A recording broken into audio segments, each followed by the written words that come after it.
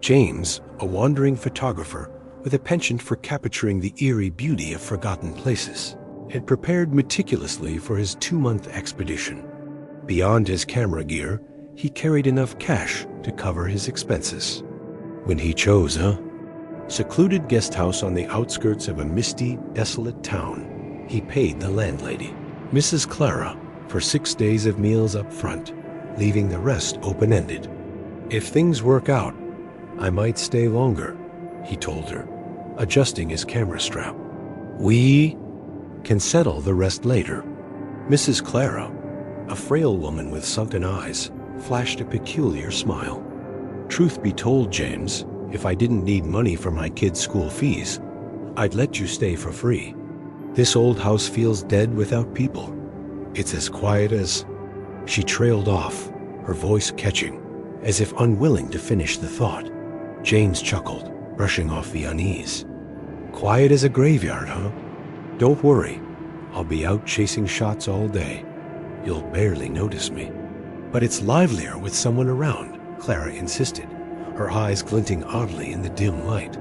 "Say, James, I'm heading out with my boy this afternoon and won't be back until tomorrow. Can I trust you with the house? You're fine alone, right?" He smirked. "Unless you're worried I'll loot the place and vanish. I'm good.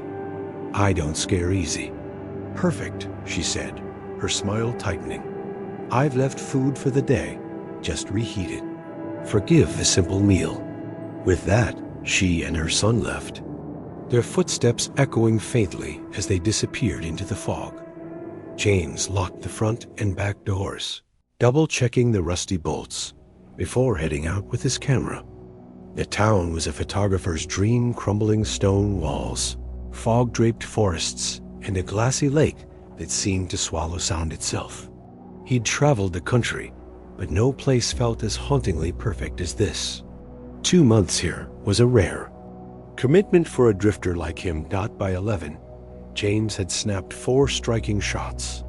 One stood out, a lone decaying rowboat on the lake, its silhouette stark against the misty water. The scene stirred something deep in him, like a painting he'd once seen in an abandoned gallery, a Chinese artist's work of solitude and dread. This was no ordinary shot. It felt alive, pulsing with an unspoken story. He planned to develop the film tomorrow with his portable darkroom kit. But as noon approached and hunger gnawed, he trudged back to the guest house, expecting to heat up Mrs. Clara's leftovers or boil some instant noodles. The moment he stepped through the gate, a rich, savory aroma hit him, far too lavish for the simple meal Clara described. His stomach growled, but his instincts prickled. "Clara, you back already?" he called, his voice swallowed by the creaking house. Only the low growl of Clara's old dog, curled up in the kitchen corner, answered. The beast barely stirred, its roomy eyes fixed on nothing. "Clara?" James tried again, louder. Silence. He stepped into the kitchen and froze. The table was set with a feast, steaming rice, roasted meat glistening with sauce, vibrant vegetables, and a bowl of soup still bubbling faintly, as if just poured. 5 or 6 dishes, far too elaborate for Clara's modest means. "Clara, you there?" he shouted, his voice cracking. No reply. He checked the back door, still bolted from the inside. The front door had been locked when he entered, and he'd seen no one. Heart pounding, James circled the house, searching for signs of an intruder. The windows were latched, the floors free of footprints. Yet the food sat there, impossibly fresh, the steam curling like ghostly fingers. He stood over the table, his hunger warring with dread. This wasn't Clara's cooking. He'd seen her. Sparse pantry, nothing in it, could produce a spread like this. And who could have entered a locked house to cook without a trace? His mind raced. The town was small, its people distant. Clara had mentioned no one else with a key. The dogs. Eerie stillness only deepened the chill creeping up his spine. He recalled a local rumor he'd overheard at the gas station, a house in these parts where meals appeared for guests, prepared by hands no one could see. The old-timers had laughed it off, but their eyes hadn't. James backed away from the table, his appetite gone. He grabbed a pack of noodles, boiled them in a hurry, and ate standing, his eyes darting to the shadows. The feast remained untouched, its warmth mocking him. He lay down on the creaky bed, unable to sleep. The house groaned around him, and in the silence, he swore he heard faint whispers soft, unintelligible, like voices carried on the wind. The meal still sat in the kitchen, waiting. For what? He didn't dare guess. James, exhausted from the day's shoot, collapsed onto the creaky bed in the guest house. Within moments, the weight of his fatigue pulled him into a deep, unnatural sleep. It felt endless, as if the house itself lulled him into a void. When he jolted awake, the world outside was shrouded in darkness. His watch glowed faintly 7:13. "Past 7 already?" he muttered, heart racing. His stomach growled, urging him toward the kitchen to reheat Mrs. Clara's leftovers. But as he passed the dining table, he froze. The lavish spread from earlier was gone. In its place was a new feast steaming dishes of fragrant rice, glazed fish, and unfamiliar delicacies, their steam curling like specters in the dim light. "Who's in the house?" James called, his voice trembling. Silence answered, broken only by the distant creak of the old house settling. The old dog in the kitchen corner growled softly, its eyes glinting in the shadows, unblinking. James tried to steady himself. "No ghosts, no nonsense," he whispered, though a chill prickled his neck. Had someone slipped in while he slept? He checked his belongings, camera, lenses, cash all untouched. The front door remained locked, the back door still bolted from within. How the hell? He trailed off, staring at the food. He refused to touch it. Instead, he boiled another pack of noodles, eating quickly while glancing at the untouched feast. To distract himself, he decided to develop the morning's film doc in the makeshift darkroom he'd set up in the bedroom. James worked under the faint red glow. As he pulled the negatives from the developing tray, his breath caught. What the? In all 3 shots of the lone rowboat, a figure now stood at the oar, a woman who hadn't been there when he pressed the shutter. Thinking his eyes were playing tricks, he rubbed them and leaned closer. The woman was unmistakable. Long black hair, a flowing pink dress, stark against the misty lake. "I checked that boat," he muttered. No one was there. No one. His hands shook as he hung the negatives to dry, fanning them frantically with an old magazine. He couldn't wait. He needed to see the prints.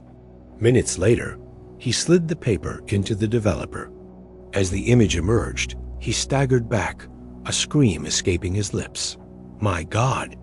The woman in the pink dress was vivid, her beauty otherworldly.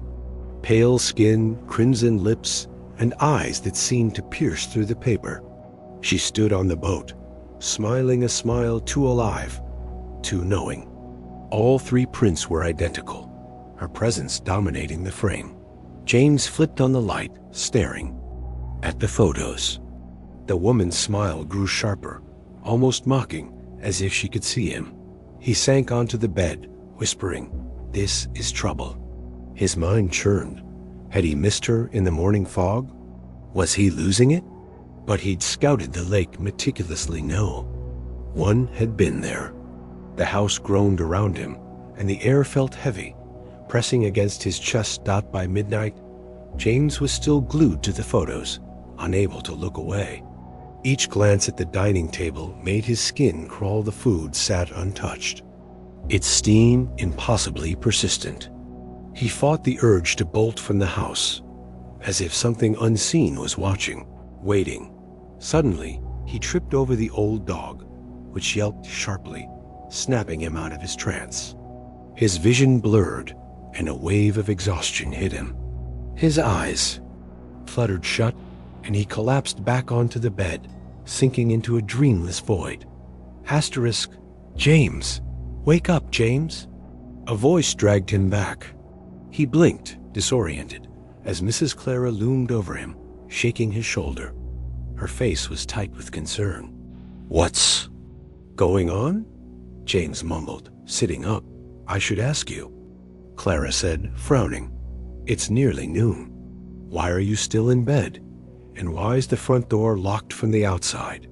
James blinked, confused. "Locked from the—" "I didn't, from the kitchen." Clara's daughter, Lily, called out. "Ma, why's the food still here? No one touched it." Clara shook her head at James. "What, my cooking's not good enough for you?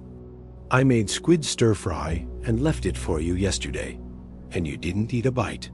James stumbled to the kitchen, his heart pounding. The table held a simple spread stir-fried squid, rice, and greens, nothing like the opulent feasts he'd seen. He stared, his mind reeling. "Yesterday," he whispered, glancing at the photos still scattered on the bed.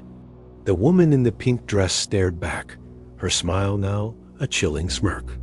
The house creaked, and for a moment he swore he heard soft laughter echoing from the shadows. James, still reeling from the night's unsettling events, kept silent about what he'd seen. His mind felt foggy, as if he were still half trapped in a dream.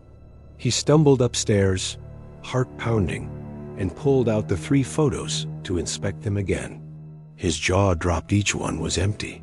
The woman in the pink dress, so vivid and haunting, the night before, had vanished from every frame. The rowboat stood alone on the glassy lake, eerily pristine. "Mrs. Clara!"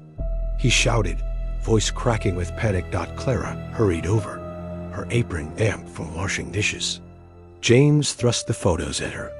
"What do you see?" She studied them, her brow furrowing. "These are stunning, James. The lake looks so desolate. Not many could capture it like this." James waved off the compliment, his voice tight. "Not that. Do you see anyone in these?" Clara squinted, turning the photos in the dim light. She shook her head. "No one's there." "What? You think? You shot someone?" James felt his sanity fraying. I saw her," he stammered, unable to explain. Desperate, he grabbed the negatives he'd left in the darkroom overnight. As he held them to the light, his stomach dropped. No way. The negatives were blank, completely washed out, as if exposed to light for hours. James, a seasoned photographer, knew he hadn't botched the process. He'd developed film for years. Mistakes like this didn't happen. Once a print was made, how could the negatives just erase themselves? He tugged at his hair, muttering under his breath, while Clara watched, concern etching her face. "What's wrong, James?" He spun toward Lily, Clara's daughter, who hovered nearby. "Did you touch anything? My gear? My photos?" Lily shook her head, wide-eyed. "I wouldn't dare." Clara chimed in. "Lily doesn't mess with anyone's things." "Did you lose something?" James exhaled, his gaze falling to the photos. "Just her," Clara frowned. "Her? Who are you talking about?" He couldn't hold back anymore. The words spilled out. "I saw her in the prints last night. A woman in a pink dress, standing on that boat, smiling. I checked them over and over. Under the light, she was there. And now," he gestured at the empty photos. Clara's expression shifted from confusion to skepticism. She glanced at the photos, then back at James. "You sure you weren't drinking last night? This place can play tricks on the mind." "I didn't touch a drop," James snapped, his frustration boiling over. He grabbed his camera and stormed out, determined to revisit the lake. He needed answers. At the water's edge, he searched for the rowboat. It was gone. The lake stretched out, unnaturally still. No ripples, no birds, not even the hum of insects. The silence was suffocating. Defeated, James slumped against a gnarled tree, hunger clawing at his insides. 2 packs of noodles in 2 days weren't enough to sustain him. He closed his eyes, trying to quell the gnawing hunger and the chaos. In his mind, when he opened them, he gasped. Beside him, on the grass, sat a fresh baguette stuffed with fragrant smoked meat, its aroma intoxicating. His stomach growled, and for a moment, he thought Clara must have left it, knowing he was starving. Grateful, he tore into it, the bread warm and savory. But as he swallowed the last bite, a realization hit him like ice water. This remote town, miles from any market, didn't have baguettes like this. The nearest shop was a half-day's trek. His pulse quickened. He bolted back to the guest house, shouting from the yard. "Clara, did you leave me a sandwich?" Clara, rinsing. Vegetables by the side of the house, looked up, startled. "A sandwich? Out here? I made you breakfast-dried fish and rice. It's simple, but you'll get used to it. Lily's waiting for you inside." James's stomach lurched, a sharp pain twisting through his gut. The food he'd just eaten felt wrong, heavy, like it was alive inside him. He staggered a few steps, clutching his abdomen, before collapsing to the ground, vision swimming. Clara rushed over, her voice shrill with panic. "James, what's happening?" As darkness crept into his vision, he thought he saw her, the woman in the pink dress, standing at the edge of the yard. Her crimson lips curved in a smile that wasn't human. The air grew thick with whispers, and the last thing he heard was the old dog's low, guttural growl, as if it saw her too. James writhed on the ground, retching violently. What came up was a vile mix of green and brown grass, mud, and sand. Clara gasped, her voice trembling. "It's all grass and dirt. My God, what's happening?" James's vision blurred as he collapsed, his face pale and slick with sweat.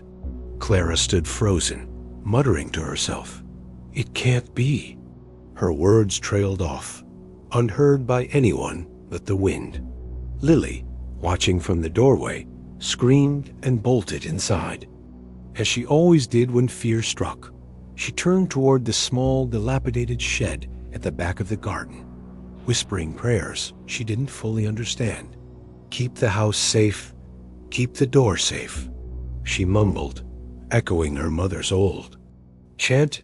Clara, shaking off her daze, helped James to his feet and guided him inside. He came to, his mind unnervingly clear. "I thought the sandwich was from you," he said weakly. Clara hesitated, her eyes dark with unease. "I'll tell you something, James, but I don't know if it's true. A year ago, a fisherman came to the lake. Same as you, he got sick, real bad. They rushed him to the hospital. He barely made it." James nodded, brushing it off with a feint. "Guess I'm luckier." But Clara's expression suggested she had more to say. She held back, noting. His distant demeanor. Lily burst out from the kitchen. "Ma, I saw her." "Who?" James snapped, sitting up. "The lady in the red dress, the one you talked about." Lily pointed toward the garden. "She's in the shed." Clara's face drained of color. She clutched Lily, her voice sharp. "I told you never to go near that place." "I didn't," Lily protested.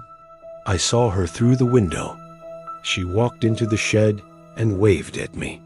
Clara's hands trembled as she tried to hush her daughter. James pressed. "A shed? That old locked one you said was storage, or a shrine?" Clara nodded slowly. "That's the one.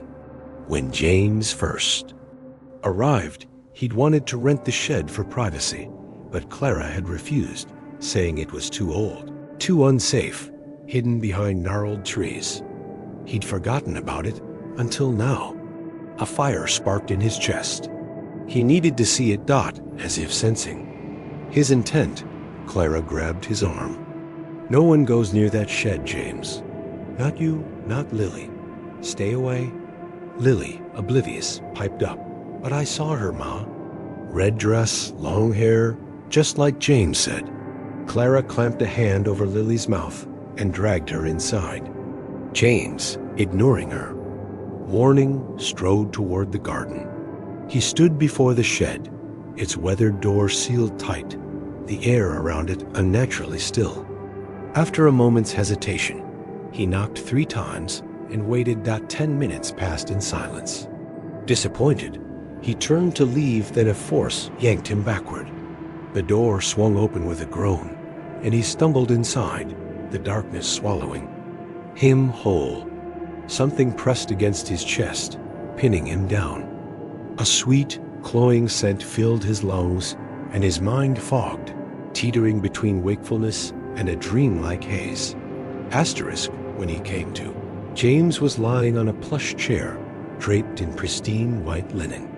The same sweet scent lingered, intoxicating, urging him to sink back into sleep. His watch read 2 o'clock, but whether it was morning or night, he couldn't tell. The room was vast, windowless, its edges lost in shadow. Beside him, the pillow and mattress were warm, as if someone had just been there. A woman's scent clung to the air, and in his fractured memory, he recalled being pulled into the shed, enveloped by that same fragrance. In his half-dreams, he'd felt someone beside him, their presence soft but undeniable. "James, where are you?" Clara's voice cut through the haze, distant but urgent. He tried to call back, but his throat locked, his body unresponsive. He was awake, lying on the chair, yet paralyzed, as if bound by an unseen force. The air grew heavy, and from the shadows, he heard it a faint, melodic hum, like a lullaby sung by no human voice. The warmth beside him seemed to pulse, and in the corner of his eye, a flash of red flickered, then vanished. "James!" The shout was louder now, accompanied by frantic pounding on the door. "Are you in there, James?" The shed's door burst open, flooding the darkness with pale morning light. James flinched, shielding his eyes. A voice gasped, "Someone's here." A flashlight beam cut through the gloom, and Clara's voice rang out. "It's him." Several hands dragged James from the abandoned shed. Blinking in confusion, he stammered, "How'd I end up here?" It was full of cobwebs and dust. Another voice, one of the neighbors who joined the search, spoke up as they shone their light inside. "Look at this statues, clay and plaster. Mostly women, some full figures, some busts." The man's tone grew uneasy. This was the old sculptor's workshop. He owned this house years ago. When he died, his family just left it all here. No one knows why. Clara shot the man a sharp look, clearly wanting to steer the conversation away. "Let's get James inside and check on him. I told you, this place has things that aren't right, especially at times like this." Her words carried a weight she didn't explain, and her glance at James was laced with worry. He looked hollow, his eyes distant, as if part of him hadn't returned from wherever he'd been. The neighbors, having pulled James from the shed, dispersed quietly, murmuring among themselves.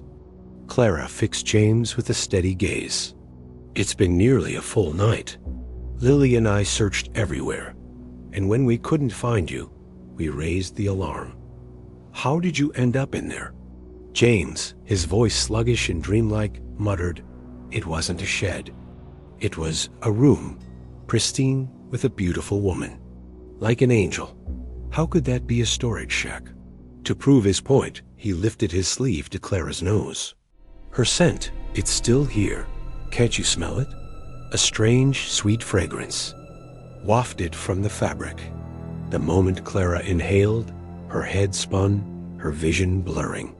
She staggered back, gasping, "Stop, James!" Her face hardened as she shut the shed door with a trembling hand. "I'm saying this for your own good, and don't take it wrong. You need to find somewhere else to stay.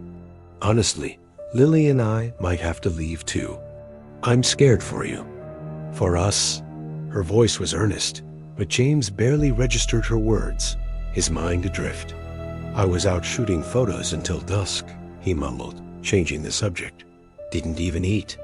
He grabbed his camera and stumbled outside. Despite the early morning light barely breaking over the horizon, Clara called after him, her voice cracking with desperation, but he didn't turn back.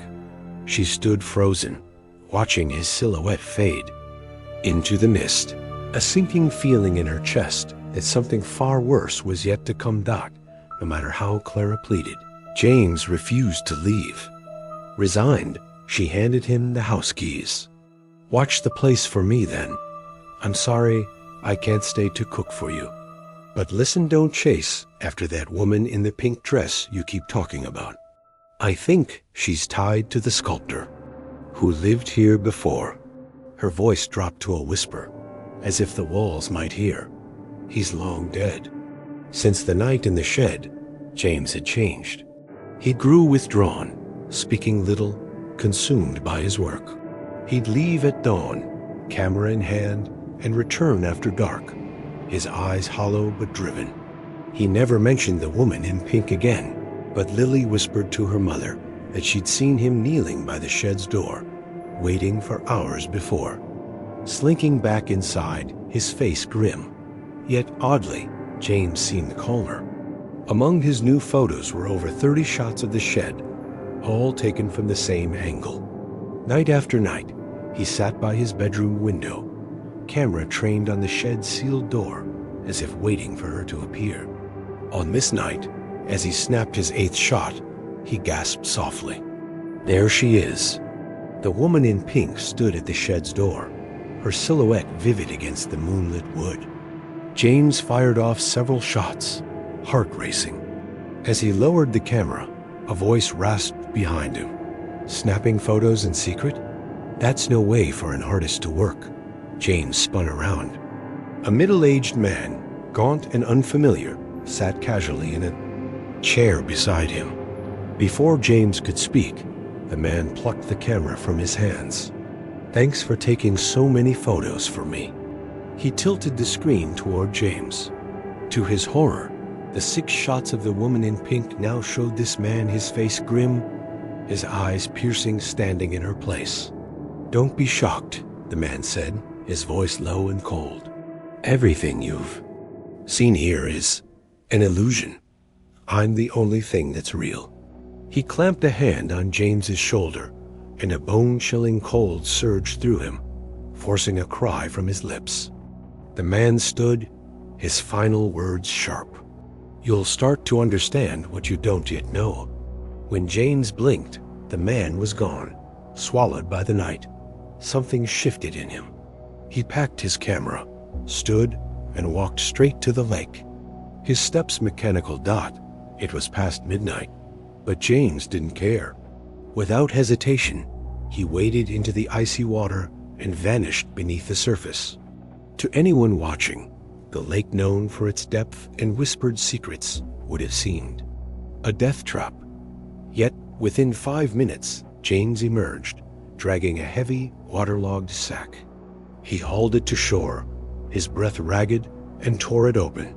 Inside were human bones, piece by piece, perfectly intact. For 10 minutes, he sorted them, assembling a complete skeleton, still dripping wet.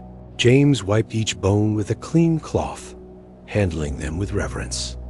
He placed them carefully into a wooden case, once used for his photography gear, and slid it under the bed, hidden from prying eyes.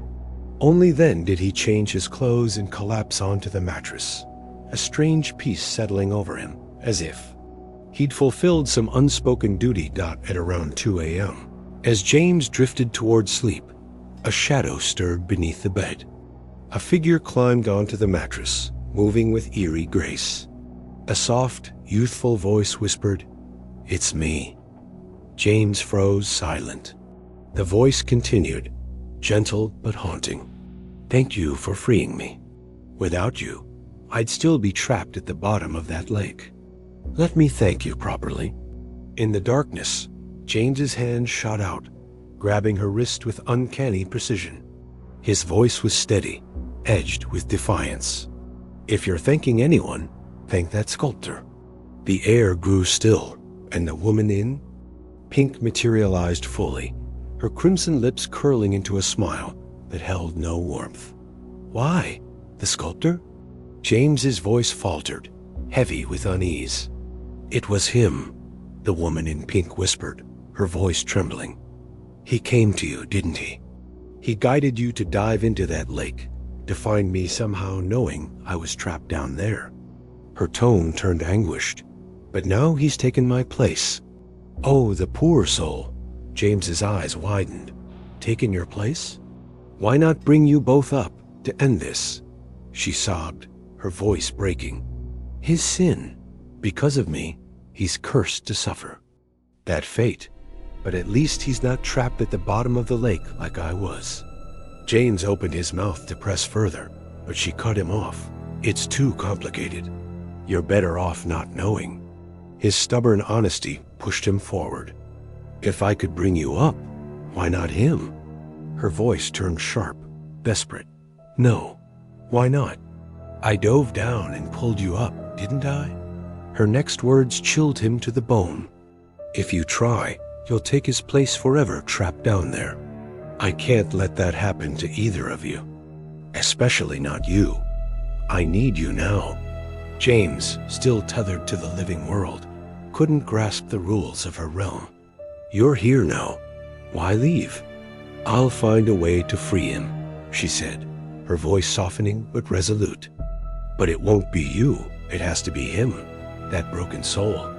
James, desperate to keep her close, grabbed her wrist. "You're here. Don't go." "Let me go," she pleaded, her tone no longer sharp but fragile. "I'll return once it's done. I'm yours now, bound to this house, unless you tire of me like all the other men in this world." Reluctantly, James released her. As she stepped off the bed, an image flashed in his mind: Lily and Clara, their faces pale with fear. A gut instinct screamed at him, and he lunged forward. Shouting, "No!" Caught off guard, the woman stumbled and fell. In an instant, her form dissolved, leaving only a pile of dry bones on the floor. The air filled with that familiar, cloying scent of her perfume, and faded as the bones crumbled to dust. "I'm sorry," James whispered, his voice hollow. "I didn't mean." The room fell silent, the oppressive weight lifting but leaving him. Shaken after an hour of frantic searching, James reached a small house at the river's fork. Lily stood at the door, her eyes wide. "You've been gone all morning," Clara emerged, her face taut with worry. "How'd you find us?" "I needed to see you and Lily," James said, breathless. "Something's happened. It's important." Clara's eyes narrowed. "Speak here." "I'm not going back to that house. Not unless you get it out." James frowned. "Get what out?" "The box of bones under your bed," she said, her voice low and accusing. His blood ran cold. "How do you know about that?" Clara's face darkened. "You think I'd thank you for dragging that curse back into my life? Or are you trying to doom us all?" James staggered back, fear and disbelief warring within him. "How? How do you know? Why would you say that?" James stammered, his voice trembling. "It was just me." Clara's eyes blazed, her demeanor unrecognizable from the warm landlady he'd known for weeks. "Then why are you here? To finish me off, like that wretched girl tried?" Her words cut like a stranger's, cold and accusing. She stepped closer, repeating, "Are you here to kill me?" James recoiled. "No, I'd never nothing like that." "You can't hide it from me," Clara snapped. "You think I left that house and lost track of what's happening? I know you pulled that girl in the pink dress from the lake, let her into my home. You've made it so I can never go back." With that, she turned and stormed inside, leaving James stunned. Moments later, Lily emerged, clutching a small object wrapped in brown cloth. She handed it to him, her voice low. "Mama says if you want us to come back, put this on the chest under your bed. Leave it there, don't touch it." James took the bundle, feeling the weight of a small statue inside. Before he could ask, Lily darted back into the house, as if following her mother's orders. With no other choice, James headed back at the guest house. He unwrapped the cloth, revealing an ancient bronze statue of a serene female figure, worn but intact. He understood the gravity of Clara's instructions, but hesitated. Placing a sacred statue under a bed felt wrong. After a moment's thought, he dragged the chest of bones from under the bed, pushed it into a corner of the room, and set the statue atop it, like an offering on an altar. The moment he stepped back, a low rumble came from the chest. James's head spun, his legs buckling. A mournful wail echoed from within, a woman's voice pleading, "Let me out. Please, let me go. I'm suffering." The desperate, almost accusing tone sent chills through him. In his dazed state, James staggered toward the chest, compelled to open it. But before he could touch it, an unseen force slammed into him, hurling him onto the bed. He lay there, immobile, time slipping away until a loud knock at the door jolted him. "Who's there?" He croaked, struggling to move. A man's voice called out, "I'm a traveler, just passing through. Mind if we cut through your garden to get to the lake for fishing?" James wanted to stop them, but couldn't summon the strength. Hearing no reply, the travelers assumed permission and entered the garden, chatting as they went. "Heard this place used to be a sculptor's garden," one said. "He made beautiful statues, gave them away to visitors." A young woman's voice piped up, excited. "Really? I'd love one," the man chuckled. "Too late. The sculptor's long dead." "Such a shame," she sighed. The couple, laden with backpacks and fishing gear, clearly prepared for a day out, paused as they surveyed the overgrown garden. "What a waste," the man said. "This place could be stunning with some care." The woman gasped, pointing ahead. "Look at that." The lake shimmered before them, its beauty almost unreal. The man whistled. "This view's poetry in itself." The woman, enchanted, ran toward the shore. "There's a boat. Let's row out to the middle." Unable to resist the lake's allure, the man agreed, abandoning their plan to set up a picnic. "I'll row us out so you can pick some lotus flowers. See those blooms?" It was late afternoon. A small rowboat sat ready, as if waiting for them. The man helped his partner in. "Sit facing forward, hold tight, and don't lean out. It's deep." They glided to the lake's center, the woman marveling at the scene. "Look at the sunset. The water's like glass. And those lotus flowers, how do they grow in such deep water?" Her voice echoed across the still lake, unanswered, as an eerie calm settled over them. The woman's questions came in a rush, unanswered, as she marveled at the lake's beauty. She spun left and right, ignoring her boyfriend's cautious words, reaching for a lotus bud, then a seed pod, lost in the dreamlike scene. "It's so beautiful, babe," she exclaimed. "Why didn't we come here sooner?" They rowed across the lake, nearing the far shore. She tugged at his arm. "Take us back to the middle. I want to watch the sunset from there." The sun dipped low, painting the water in hues of gold and orange, a breathtaking glow. She squealed. "My God, it's like a painting. Quick, grab the camera."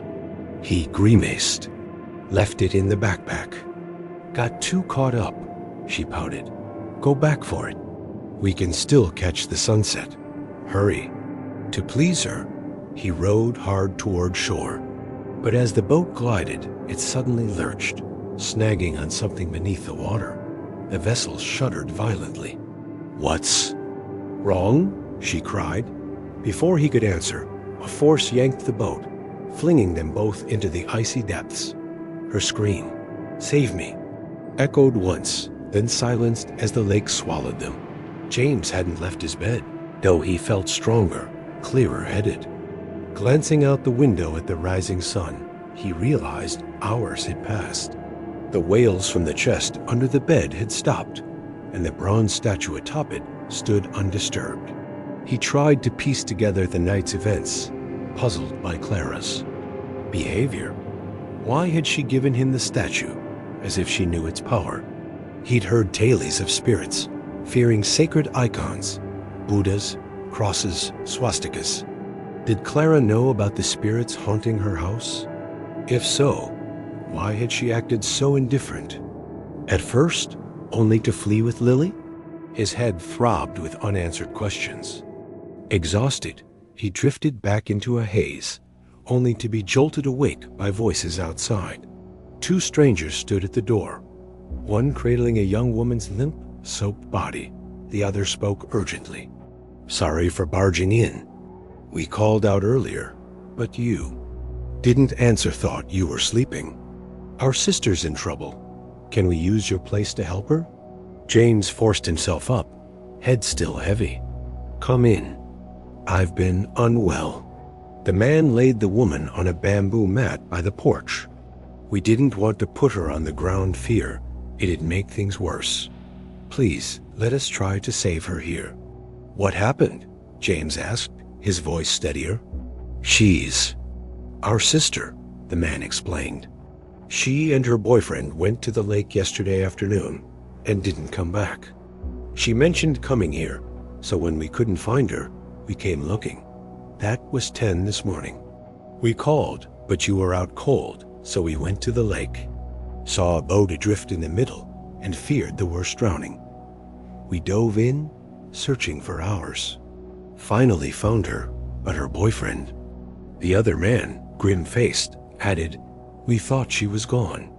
It's been a full night, but her pulse was still there, faint. I tried CPR, but no water came up. She wasn't breathing when she went under. She was already gone or close to it."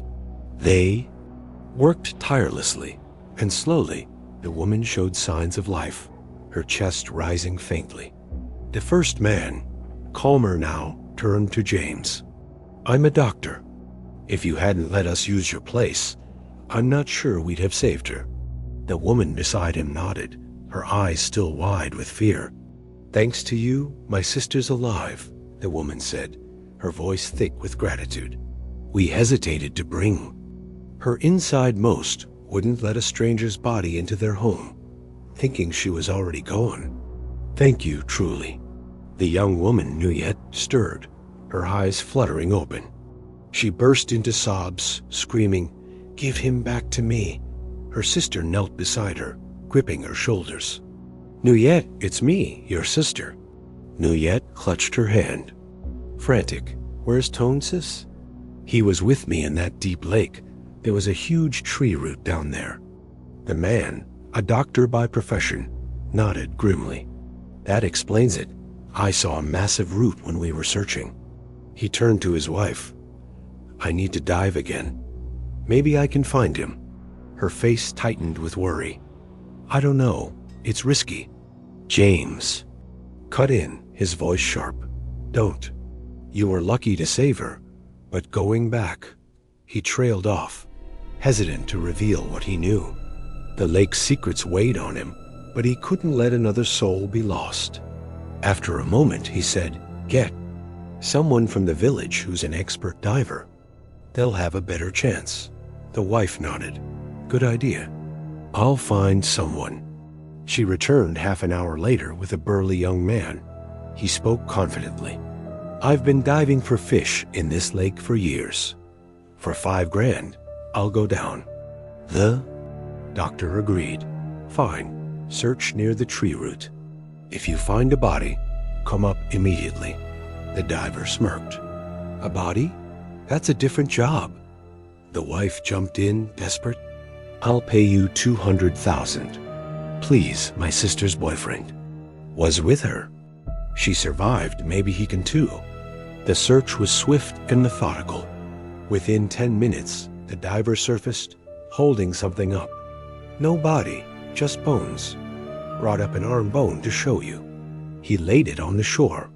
Nuyet, still weak, shrieked. That's Tone's watch. A stainless steel watch, a birthday gift she'd given him, clung to the bone. Her sobs grew louder. The doctor shook his head, incredulous. How could a body decay to bones in just one night? His wife urged, bring up the rest. Look for anything else that could be his. The diver submerged again, returning with the full skeleton. This is it. No one else down there. Nuyet, trembling, recounted her story. We were holding hands when we fell.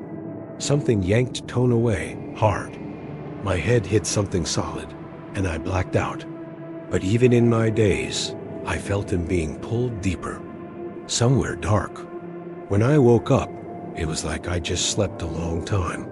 Though hope was fading, the doctor, his wife, and Nuyet paid the diver to keep searching until dusk. Defeated, they returned to James's guest house. James, who'd watched the search in silence, finally spoke. It's late. If you're not too worn out, you're welcome to stay here tonight. Nuyet, reluctant to leave, nodded. Let's stay. Until morning. They followed James inside, but he froze at the threshold. Who's that? A strange man sat on the chest in the corner, cradling the bronze Quan Am statue. Nuyet, entering last, let out a piercing scream. Tone! Nuyet cried, her voice breaking as she recognized the man sitting on the chest, holding the bronze Quan statue. But Tone's face remained eerily calm, his eyes distant, as if her voice barely reached him. Nuyet rushed to embrace him, but he raised a hand to stop her. I'm not Tone. I'm Dong Tron Dung, the sculptor who once owned this house. I thank your lover for diving into that lake, for taking my place in its depths forever. I can't live again, but my soul is free to stay with the one I love. I had to free her. As he spoke, a flash of light burst from the chest. In an instant, a woman appeared, clad in a vibrant pink dress, the same woman from James's photos. You're? James Stammerd. Her voice trembled, sharp with accusation. I'm the one you trapped by placing that statue on the chest, locking me inside. Did you know you were helping someone keep me captive? James shook his head, dazed. I didn't know, I was just... Dung, in Tone's body, pulled the woman close. We'll explain later. Right now, she needs to return to draw life's breath to exist. I still have to. His words faltered, his face growing ashen, as if his strength was fading. They stumbled toward the door, their forms flickering like shadows in a storm.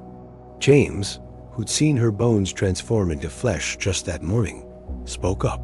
The living can't fully understand this, but I can say your lover's fate was sealed when he drowned, letting the sculptor soul-bound by some unknown debt take his place. He recounted the strange events to the others, ending with a heavy sigh. Tomorrow, I'm leaving. I can't stay in this house anymore. There's too much here I don't understand. Nuyet, heartbroken, said nothing, her grief swallowing her. Words. The group decided against staying the night, despite James's offer.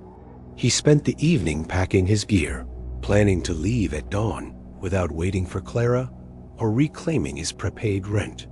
But at midnight, his plans shattered. The woman in pink and dung, still inhabiting Tone's form, appeared in his room. Their presence was calm, almost gentle, with no trace of malice. The woman spoke first. We owe you our story, even if you're an outsider. You brought my bones up from the lake, giving me a chance to settle the debt someone owed my love. Dung nodded. And I need your help to return this body's soul to its rightful owner. I didn't want to take it, but I had no choice. James, head spinning, shook his head. I just want to get out of here. They smiled faintly, speaking in unison. The story's only beginning. How can you leave now? Hand in hand, they glided toward the room where Clara and Lily once slept. That night, they rested there, as if the house itself had claimed them. Asterisk, as Lily stepped out of the house with the trash, a voice called her name. She spun around, seeing no one, but as she turned to leave, a figure materialized in her path. Lily's eyes widened, and she screamed, "You!" It was the woman in the pink dress, the one her mother had warned her about, calling her a ghost.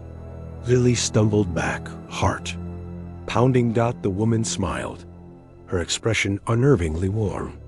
"Don't be afraid, little one. You've seen me before at the shed, haven't you? I'm no ghost, just a person. Come, let's go to the market together." Without waiting for a response, she grabbed Lily's hand and pulled her toward the village. Lily's instincts screamed to resist, but her feet moved as if compelled, following the woman. Instead of heading to the market, they veered toward a small bus stop nearby. Lily wanted to ask where they were going, but her voice wouldn't come. When the bus stopped in front of her own house, the woman pointed inside. "Would you like to see your father again?" Ordinarily, Lily would have protested her father had died over 3 years ago. But now, she could only follow, drawn by an unseen force. It had been nearly a month since she'd been home, and she longed to call for her mother, only to remember Clara was at her grandmother's. "Your father's waiting," the woman said softly, "out in the shed." As they passed James's room, Lily glimpsed him sprawled on the bed, his breathing shallow, as if lost in a deep, unnatural sleep. She tried to call out to him, but no sound came. "Go to the shed," the woman urged. "He's there." Lily moved as if under a spell, stepping into the dark shed. She froze. Before her stood a man, drenched and dripping, his clothes clinging to his frame. His eyes, hollow yet desperate, locked onto hers, his lips trembling but silent. Then Lily's voice broke free. "Dad!" He seemed to snap awake, gasping, "My girl!" Lily lunged to embrace him, but a force yanked her back, nearly toppling her. His voice, strained and sorrowful, stopped her. "We can only look at each other now, sweetheart. Don't come closer." "No," Lily cried. "You're back. We can be together. That man in the house, he's just a tenant, not Mom's lover." Her father shook his head, tears streaming down his face, a rare sight for a man like him. "I'm not what I was. In here, I have this form. Outside, I'd be trapped in another's body. I'm a spirit now, Lily." She sobbed. "I don't care what you are. You're still my dad?" His expression crumpled, tears mixing with the water dripping from him. "I was pulled from the lake just days ago. My soul won't linger long. This might be our last meeting. I need to tell you why I died, so you're not shocked when the truth comes." Lily's voice shook. "You drowned, Dad?" Mom said she searched for you for days, crying her eyes out. He tilted his head back, a bitter, hollow laugh escaping him. "When a woman lies, she does it well." Lily blinked, confused. "Who lied?" "Your mother," he said, his voice heavy with pain. "Dad, no." "Listen to me," he urged.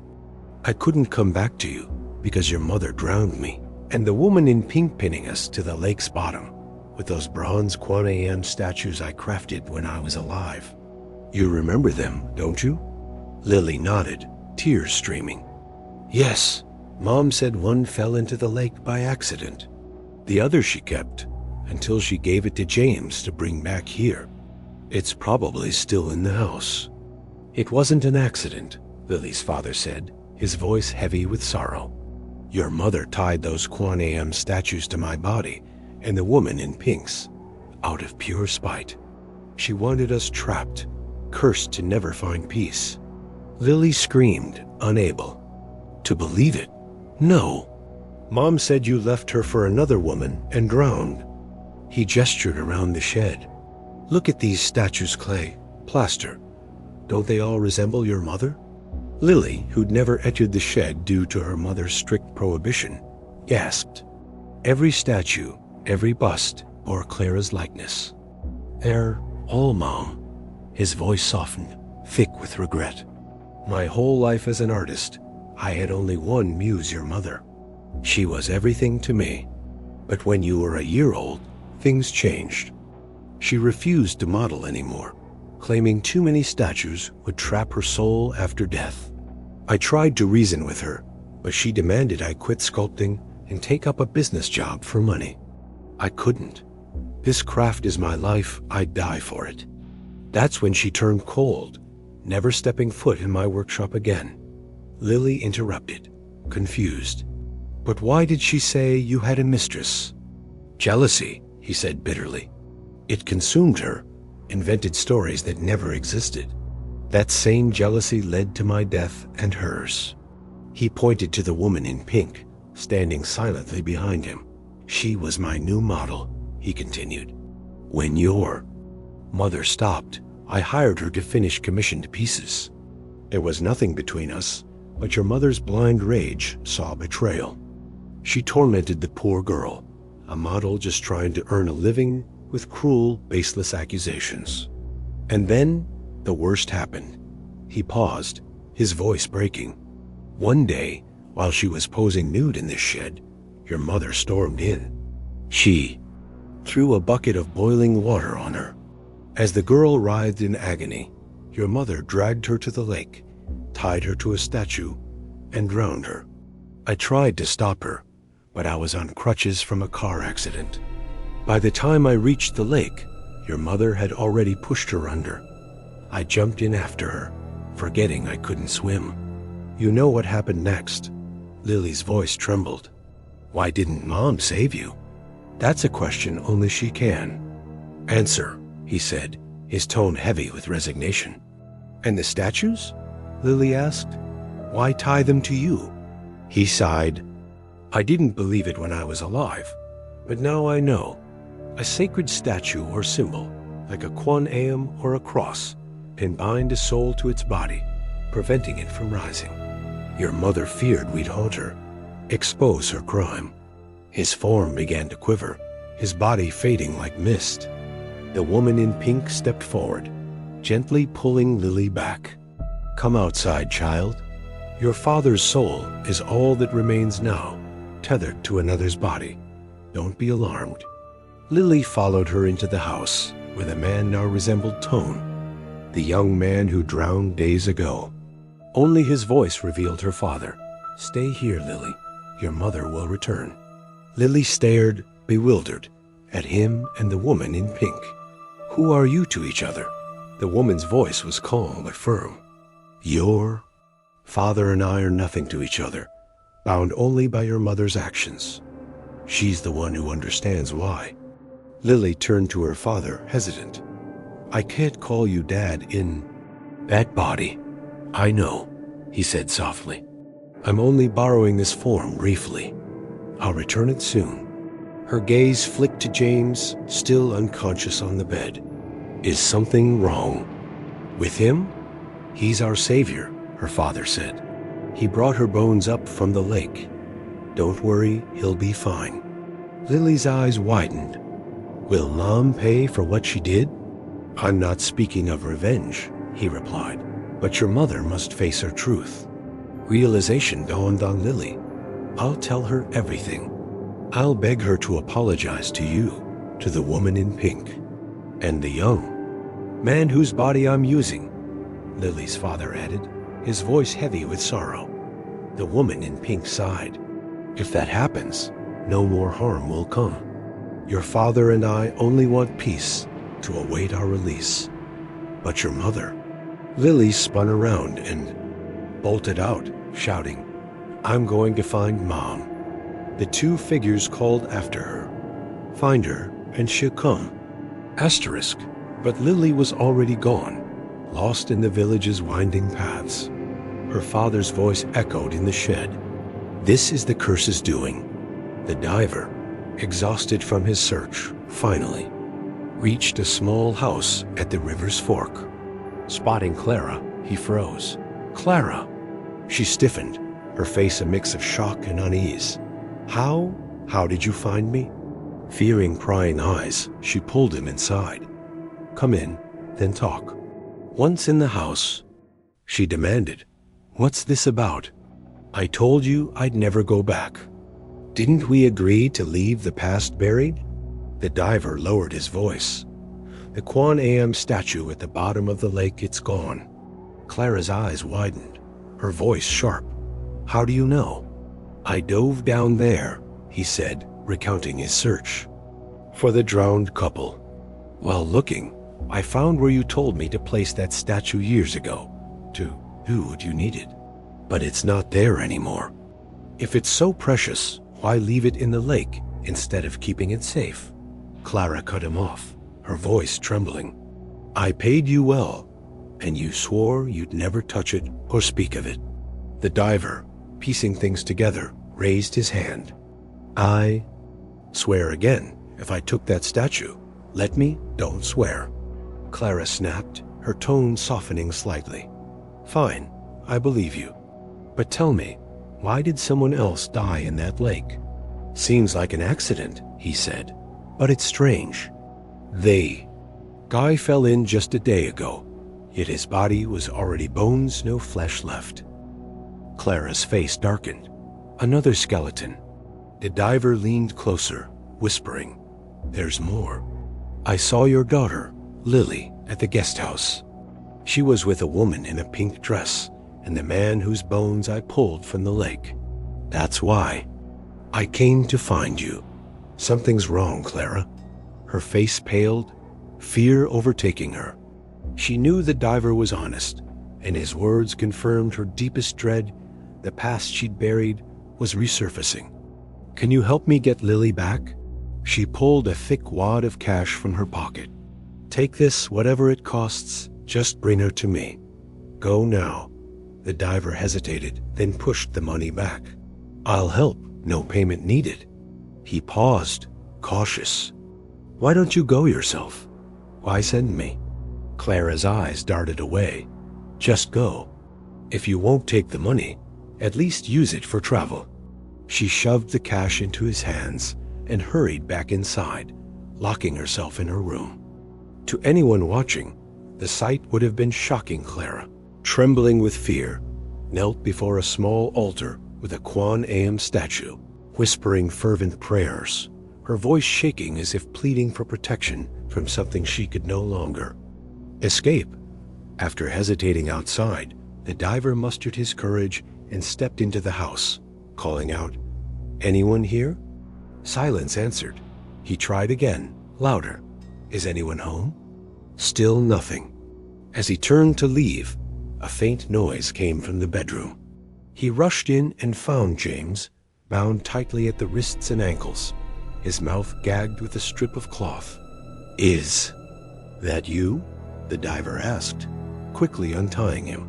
Who did this? James, pale and barely able to move, gasped, Get to the lake. Save the girl? What girl?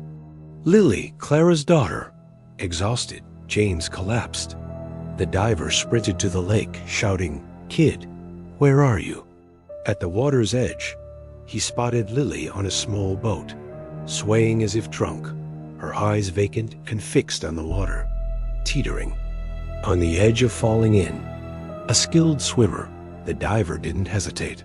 He dove into the lake, cutting through the water to reach the drifting boat. Just as Lily, as if pushed by an unseen force, plunged into the depths, he lunged and caught her, pulling her limp body to the surface.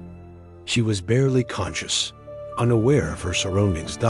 As he dragged her to shore, piercing scream erupted from the shed, a woman's voice, raw with terror. Who's that? The diver muttered. From the shed, a man emerged, carrying a woman in. Pink dress. It was Tone, or the spirit inhabiting him. In his arms was the woman in pink, her body limp, her face pale as death. They staggered forward, Tone's steps unsteady, until he collapsed, crushing her beneath him. The diver, still holding Lily, approached cautiously. Before he could act, He stumbled back in horror. The two figures began to dissolve, their flesh melting away until only two skeletons remained, intertwined on the ground. Lily, stirring awake, saw the bones and screamed, "Mom!" "Don't be scared," the diver said, steadying her. "I'll take you home." Thinking he was James, Lily whimpered, "Where's Mom?" "Your mom's at her place." "I'm from the village. Your mom sent me to get you." "Where's James?" she asked. "Who's James?" "The man renting our house." The diver remembered the bound man. "He's inside." Lily, weak but determined, started toward the house. "I need to see him." She took a few steps, then froze, her voice trembling. "Is anyone else in there?" Pointing to the skeletons, the diver said, "They're like that now." "You saw." Terrified, Lily hurried forward. By afternoon, James had regained full consciousness. For nearly 4 days, he'd been trapped in a haze, aware of everything around him, but unable to act. He knew the woman in pink had lured Lily to the house, intending to use her as bait to draw Clara back for vengeance. When Lily fled, the woman had confined her in the shed, then led her to the boat, planning to drown her in the lake, bound and helpless. James had overheard the spirits of the sculptor and the woman in pink plotting to use Clara or Lily's soul to take their place in the lake's depths. As a mortal, immobilized by some unseen force, he could only pray they wouldn't harm the innocent girl. Perhaps the sculptor's love for his daughter stayed the woman's hand, delaying her vengeance long enough for the diver to intervene. James had witnessed the woman in pink scream and collapse through the window. He understood that Lily's survival thwarted the spirit's plan. Without a substitute soul, her vengeful essence dissipated, her chance for retribution lost against the one who had drowned her. "Anyone home? I need some water." A voice called from outside. No longer gripped by fear, James staggered to the door and froze. Before him stood a Taoist priest, dressed not in the usual yellow, gray, or brown robes, but in stark black. "Master," James stammered. The priest waved off the title. "Call me Elder. Water, if you please." James nodded quickly. "Please, come in." "I'll get it." As the elder stepped into the living room, his face darkened. "This place is heavy with misfortune." "What do you mean?" James asked, heart sinking. Pointing toward the garden, the elder shook his head. "A father nearly killed his child, a husband his wife. But blessings, it's been averted." He closed his eyes, murmuring a prayer under his breath. After a moment, he fixed his gaze on James. "Even you, if your fate had run its course, you'd be dead. For years, they kept you here, preparing to drag you to the underworld, to guard their trapped souls in that lake." James broke out in a cold sweat, his face drained of color. "Can I escape this?" The elder's eyes softened. "It's over now. Those two skeletons out there will return to dust forever."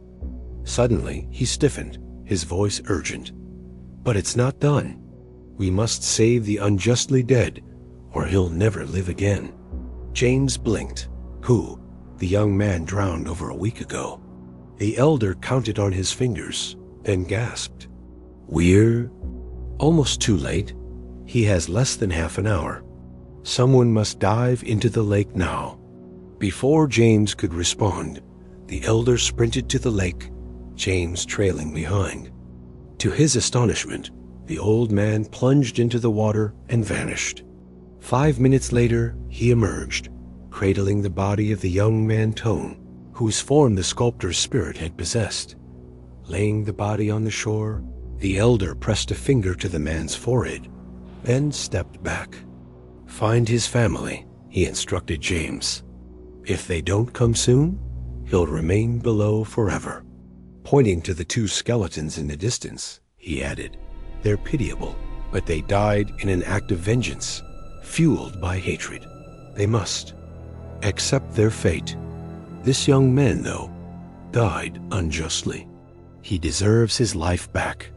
Asterisk James stared as the skeletons dissolved into the air, vanishing completely.